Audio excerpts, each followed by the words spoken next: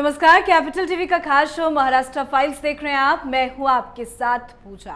National Herald case में राहुल गांधी से ED की पूछताछ चल रही है तो शिवसेना को मिर्ची लग रही है।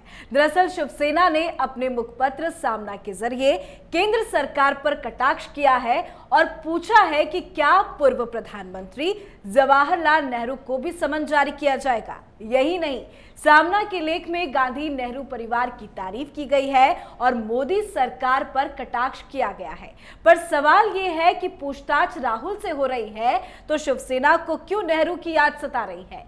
ईडी ने भेजा है सोनिया राहुल को नोटिस, तो शिवसेना इस तरह के बयान देकर क्या जताना चाह रही है। आज इसी अहम मुद्दे पर चर्चा करेंगे। चर्चा के लिए हमारे साथ स्टूडियो में मौजूद हैं कैपिटल टीवी के सीनियर एडिटर राजीव जी। राजीव जी, बहुत बहुत स्वागत करती हूँ। धन्यवाद। ईडी से पूछताछ राहुल गांधी की चल रही है, पर अचानक से मुखपत्र में इस तरह का लेख, नेहरू की भी याद आने लगी है शिवसेना को, क्यों? देखिए, शिवसेना प्रमुख उद्धव ठाकरे अभी कांग्रेस के साथ सरकार चला रहे हैं, तो धीरे धीरे 2.5 साल में वो लगभग कांग्रेसी हो चुके हैं। अब वो कांग्रेस के एहसान का बदला चुका रहे हैं और कांग्रेस का एहसान यानी कि नेहरू गांधी परिवार का एहसान, सोनिया गांधी, राहुल गांधी, यहाँ तक कि प्रियंका गांधी का भी वो जिक्र कर सकते हैं। नेहरू तो बात की बात है। नेहरू का जिक्र उन्होंने किया है राहुल गांधी या प्रियंका गांधी या सोनिया गांधी के एहसानों की कीमत चुकाने के लिए। अभी ईडी ने समन जारी किया। ये भ्रष्टाचार का मामला है जिसमें राहुल गांधी, सोनिया गांधी शामिल हैं और ये साफ तौर पर दिखाई पड़ रहा है कि इसमें एक बड़ा मामला सामने आया है। जो यंग इंडिया कंपनी बनी वो भी फर्जी तरीके से बनाई गई और नेशनल हेराल्ड यानी एजेएल की पूरी प्रॉपर्टी जो यंग इंडिया ने हड़प ली वो भी साफ तौर पर दिखाई पड़ रहा है। ये ऐसा एक मामला है जिसमें आर्थिक फर्जीवाड़े को समझना सामान्य लोगों के लिए मुश्किल होता है, लेकिन इस मामले में कोई भी एक सामान्य बुद्धि वाला व्यक्ति भी होगा, वो साफ तौर पर देख लेगा कि एक कंपनी बनी दूसरी कंपनी को हड़पने के लिए, और वो कंपनी छोटे मोटे इन्वेस्टमेंट यानी 5 लाख से कंपनी बनी, 50 लाख उसके अकाउंट में गए और 2000 करोड़ से ज़्यादा की संपत्ति उसने 50 लाख रुपये में ले ली, 90 करोड़ का लोन माफ कर दिया। तो ये सारी चीज़ें सामान्य तरीके से स्पष्ट है, लेकिन अब कांग्रेस के लोग जो हैं वो सड़कों पे उतरे हुए हैं। तो कांग्रेस के लोग अगर सड़क पर उतरे हुए हैं तो शिवसेना भी आजकल सोनिया सेना ही बनी हुई है। शिवसेना के लोगों को भी ये दिखाना पड़ेगा कि हम भी अब सोनिया गांधी के साथ नहीं बैठे हुए हैं, उनके कदमों में बैठे हुए हैं। राहुल गांधी भी हमारे लिए आका हैं। हाई कमांड जो होता है वो हाई कमांड राहुल गांधी, सोनिया गांधी सिर्फ कांग्रेसियों के लिए नहीं है, बल्कि उन सारे पार्टियों के लिए हैं जहां पर कांग्रेस के साथ सरकार उनकी चल रही है। और वो धीरे धीरे उद्धव ठाकरे अपने आप को ऐसे बदल लिए हैं कि अब वो शिवसेना जो पहले कांग्रेस के खिलाफ रहती थी, कांग्रेस के सेकुलर विचारधारा के खिलाफ रही है। और अगर देखा जाए तो बाला साहब ठाकरे के समय से ही ये कांग्रेस के उस विचारधारा के विरोध में रही है जिसको तुष्टीकरण कहते हैं, यानी कि मुसलमानों के तुष्टीकरण की नीति के हमेशा खिलाफ रहे बाला साहब ठाकरे। लेकिन अब उद्धव ठाकरे को कुर्सी चाहिए तो उसमें तो उन्हें कांग्रेस की और सोनिया गांधी, राहुल गांधी की चापलूसी करनी पड़ेगी। उसी का नतीजा अब सामना में आर्टिकल लेख लिख के, संपादकीय लिख के वो जता रहे हैं कि आपका एहसान है हमारे ऊपर, उस एहसान का बदला चुकाने के लिए आप कहेंगे तो आपके कुर्सी के नीचे भी बैठे रहेंगे, सामना में लेख भी लिखेंगे, हर जगह पर आपको जताने की कोशिश करेंगे कि कांग्रेस के हर भ्रष्टाचार के साथ हम खड़े हुए हैं। लेकिन पहले की बात करें तो बाला साहब ठाकरे तो कभी भी कांग्रेस के साथ नहीं खड़े नजर आए। वो कांग्रेस के विचारों से कभी उन्होंने इत्तेफाक नहीं रखा। पर अब शिवसेना किस तरह से कांग्रेस को सपोर्ट कर रही है, समर्थन कर रही है, वो साफ देखा जा सकता है। तो कांग्रेस कहाँ आगे बढ़ रही है? कांग्रेस आगे बढ़ रही है, शिवसेना पीछे बढ़ रही है। बेसिक अंतर यही है कि महाराष्ट्र में कांग्रेस के नेता इस बात से परेशान हैं कि वहां पर एनसीपी किसी तरीके से उसको खत्म करने की कोशिश कर रही है। शिवसेना के दूसरे नेता भी नाराज हैं इस बात से कि एनसीपी और कांग्रेस के साथ गठबंधन करने के बाद शिवसेना नीचे की तरफ बढ़ रही है, यानी कि हर जगह से शिवसेना को नुकसान है, सिर्फ उद्धव ठाकरे को फायदा हो रहा है। एक पुरानी स्थिति है, ऐसे जब ब्रिटिश इंडिया कंपनी यहाँ आई थी भारत में व्यापार करने के लिए और धीरे धीरे पूरे हिंदुस्तान के ऊपर उसका कब्जा हो गया। ब्रिटिश ईस्ट इंडिया कंपनी घाटे में जा रही थी क्योंकि उसके अधिकारी फायदा कमा रहे थे। ये उदाहरण यहाँ पर पूरी तरह से फिट बैठता है क्योंकि British east India company Britain से चलती थी, उसके अधिकारी इंडिया में काम करते थे और भारत में काम करने वाले अधिकारी घूस और भ्रष्टाचार में लिप्त थे। वो अपनी संपत्ति तो बनाते थे लेकिन कंपनी धीरे धीरे कमजोर होती गई और आखिरकार पूरे भारत को, जो उस समय साम्राज्यवाद का दौर था, तो ब्रिटिश महारानी ने कब्जा कर लिया और ये भ्रष्टाचार धीरे धीरे खुला। यही इसीलिए कहावत उस समय भी चर्चा में था कि ब्रिटिश ईस्ट इंडिया कंपनी कमजोर हो रही है और उसके अधिकारी मजबूत हो रहे हैं। यही हाल अभी महाराष्ट्र में है। शिवसेना कमजोर हो रही है, शिवसेना की स्थिति कमजोर हो रही है। उद्धव ठाकरे अभी वर्तमान समय में मजबूत होते दिखाई पड़ रहे हैं क्योंकि उन्हें सीएम की कुर्सी मिली हुई है। एक तरह से शिवसेना प्रमुख उद्धव ठाकरे ने पूरी परंपरा को तोड़ी है। बाला साहब ठाकरे ने कभी भी कोई ऐसा पद नहीं लिया, वो सुप्रीमो बने रहे, किंग मेकर बने, किंग नहीं बने। उनको लगता था कि अगर हम सीएम बन जाते हैं तो मेरी औकात नीचे हो जाएगी, क्योंकि सीएम की रिस्पॉन्सिबिलिटी भी होती है और साथ में अगर काम करेंगे तो कुछ न कुछ गलतियां भी करेंगी और गलतियों के साथ वो आगे नहीं बढ़ना चाहते थे। इसलिए उन्होंने सीएम बनने का कोई भी ऑफर छोड़ दिया। लेकिन उद्धव ठाकरे को किसी भी हालत में, किसी भी स्थिति में, चाहे धोखा देना पड़े, अपने विचारों के साथ समझौता करना पड़े, किसी भी हालत में सीएम बनना था। इसलिए भारतीय जनता पार्टी के साथ चुनाव लड़ने के बाद उनको लगा कि अब कोई भी समझौता करना पड़े, हमें सीएम बनना है, और वो सीएम बने।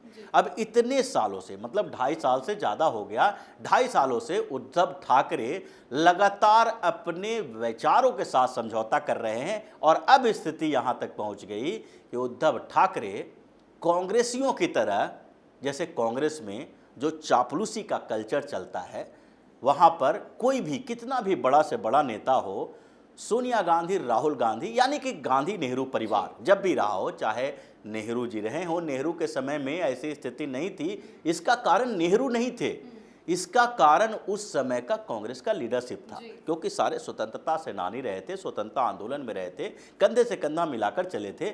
नेहरू की भी औकात नहीं थी कि उन लोगों को डोमिनेट कर सके, इसलिए वो डोमिनेट होने वाले नहीं थे। अब सरदार पटेल को नेहरू डोमिनेट तो नहीं कर सकते थे, डॉक्टर राजेंद्र प्रसाद राष्ट्रपति बने लेकिन नेहरू डोमिनेट नहीं कर सकते थे, वो भी कांग्रेसी थे। चाहे के कामराज हो या बहुत सारे समय तक चलता रहा। लेकिन जैसे ही इंदिरा गांधी का दौर आया, कांग्रेस पूरी तरह से इंदिरामय हो गई। इसलिए कहा जाता था इंदिरा मतलब भारत, भारत मतलब इंदिरा, जो बरुआ साहब ने बोला था। तो ये स्थितियां धीरे धीरे चापलूसी का कल्चर आया और वो चापलूसी अब इस हद तक बढ़ गया है कि सोनिया गांधी हॉस्पिटल में भी रहेंगी तभी भी डिसीजन वही लेंगी।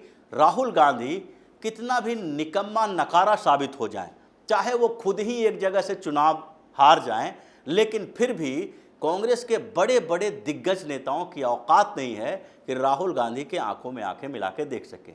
जो 23 नेताओं ने पिछले दिनों G23 जिसको बोला जाता था, जिन लोगों ने सुधार की बात उठाई, उनके कहने का मतलब यही था कि अब कांग्रेस को एक स्थायी अध्यक्ष चाहिए, जबकि कांग्रेस के अंदर चल क्या रहा था, कांग्रेस के अंदर कुछ और चल रहा था कि सोनिया गांधी नहीं चाहते थे कोई और बने, राहुल गांधी भी नहीं चाहते थे कोई और बने, जब तक वो अंतरिम अध्यक्ष बने। तो मतलब वो चापलूसी का जो कल्चर है उसमें अब उद्धव ठाकरे भी शामिल हो चुके हैं। अब उद्धव ठाकरे का अपना कोई अस्तित्व नहीं है, अस्तित्व सिर्फ इतना ही है कि उनके नाम के आगे मुख्यमंत्री शब्द जुड़ा हुआ है, यानी सीएम उद्धव ठाकरे अब वो कहलाने वाले हैं, यही कहला रहे हैं। इस कहलाने के लिए उन्होंने अपनी सारी औकात को सोनिया और राहुल गांधी के कदमों में रख दिया है और उसी का परिणाम ये अभी दिखाई पड़ रहा है कुछ दिनों से। सामना में मोदी सरकार के खिलाफ भी कई बातें लिखी गई है। ईडी से जो पूछताछ चल रही है उसको शिव सैनिकों ने गलत ठहराया है, पर क्या ये माना जाए ये मोदी मैजिक है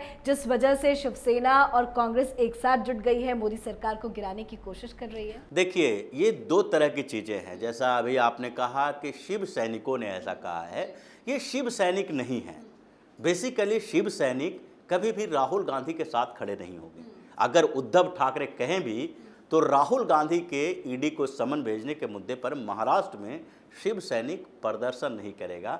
वही लोग प्रदर्शन करेंगे शिवसेना के जो उद्धव ठाकरे से डरे हुए हैं, उसके चापलूसी कर रहे हैं, या फिर वो लोग जो बहुत ही करीबी हैं, इन लोगों के लॉयल हैं और जिनको कहीं न कहीं से बहुत ज़्यादा फायदा शिवसेना में होने के कारण मिलता है। जो शिव सैनिक हैं, जो कार्यकर्ता हैं, आज भी उद्धव ठाकरे की इस नीति के खिलाफ हैं और वो सोनिया और राहुल के भी खिलाफ होंगे। शिव सैनिक कभी भी प्रधानमंत्री नरेंद्र मोदी के खिलाफ नहीं जा सकता, क्योंकि शिव सैनिकों के मन में हिंदुत्व भरा हुआ है। वो हिंदुत्व के एजेंडे पे ही शिवसेना के साथ आए थे, बाला साहब ठाकरे के साथ आए थे। लेकिन उद्धव ठाकरे थोड़ा कंफ्यूज हो गए और उन्होंने समझ लिया कि शिवसेना का मतलब ठाकरे परिवार, और ठाकरे परिवार जो भी कहेगा वो शिव सैनिक मानेंगे। लेकिन अभी समय है, चुनाव होने दीजिए। चुनाव के समय में पता चलता है कि आखिरकार ओरिजिनल शिव सैनिक कौन है, शिवसेना क्या है। तभी ऐसा लग रहा है कि जो ओरिजिनल शिव सैनिक है वो धीरे धीरे उद्धव सरकार से कटते हुए नजर आ रहे हैं। बिल्कुल कटते नजर आ रहे हैं और उद्धव ठाकरे से कटते नजर आ रहे हैं, आदित्य ठाकरे से कटते नजर आ रहे हैं। और इसीलिए राज ठाकरे का जो उत्थान हो रहा है, जो आगे बढ़ रहे हैं राज ठाकरे, उसके पीछे सबसे बड़ा कारण यही है। अभी चुनाव जब होगा बीएमसी का तो देखने को मिलेगा कि राज ठाकरे किस तरीके से शिवसेना के साथ खड़े नजर आते हैं। शिव सैनिक धीरे धीरे राज ठाकरे के पक्ष में खड़ा नजर आता है। तो शिवसेना के अंदर एक ऐसी विस्फोटक स्थिति है कि कभी भी शिव सैनिक राज ठाकरे के साथ जाएंगे और उद्धव ठाकरे का साथ छोड़ सकते हैं, क्योंकि ठाकरे परिवार में भी कम से कम ये तो देखा जाएगा कि विचारधारा किसके साथ है।